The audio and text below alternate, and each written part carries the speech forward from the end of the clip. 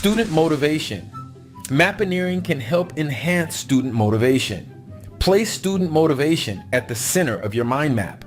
Branch out to intrinsic versus extrinsic motivation, reward systems, goal setting, and personalized learning.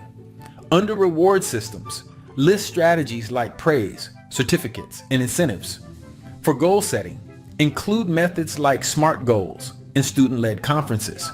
This visual representation helps organize and plan effective motivation strategies, boosting student engagement and achievement.